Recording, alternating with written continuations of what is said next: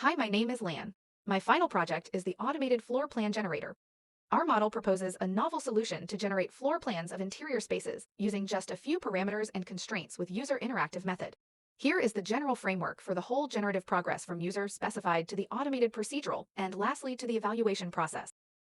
Here are the explanation of the generation process of floor plans. Construction parameters and layout constraints are provided by the user as input to floor plan generator. I also created an interface for user to customize their room functionality and the size. The parameters could be the customization of the rooms and its connection. After the connections between rooms are processed, a connectivity graph is automatically created, representing the links among the rooms. This connectivity graph will be recognized as a dictionary tree structure for the floor plan generation input. The layout constraints includes the window width, wall thickness, door width, corridor allocation, and corridor width. In the floor plan generation process, the outer shape of the room is divided by the user customized function.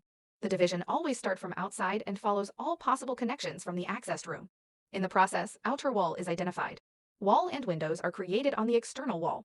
The partition that shared edges with other rooms. The partition generation process is based on squarified tree maps algorithm.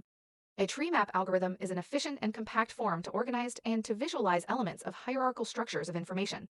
The division of the residence area occurs in two different steps. First, we compute the area of each rectangular aspect ratio. And secondly, apply the squarify tree in order to define three regions. The generation of corridors is necessary in order to maintain the coherence of the generated environment and to provide valid space for characters' navigation. The corridor must connect the living room with all other non-connected living rooms. The proposed solution used the internal walls of the building to generate a kind of circulation backbone of the space. The algorithm of shortest path is used to minimize the waste area. Here are several steps to create the corridor. First, of the shared partition wall is identified. Next, by removing the connected living room segments. The remaining segments are used as input to the corridor creation. The corridor vertices are related to segments nodes, and the corridor starting points are the vertices on the living room edges.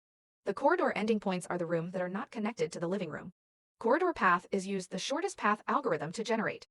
After the backbone generation, corridor is represented as the polygon in the floor plan. The last step of process is to add an appropriate type of doors to each room, according to its functionality and level of connectivity. After creating the complete floor plan, users is able to change parameter and compare different design. Several evaluation criteria is also identified in the exploring stages, which includes the calculation of the waster area, the average aspect ratio,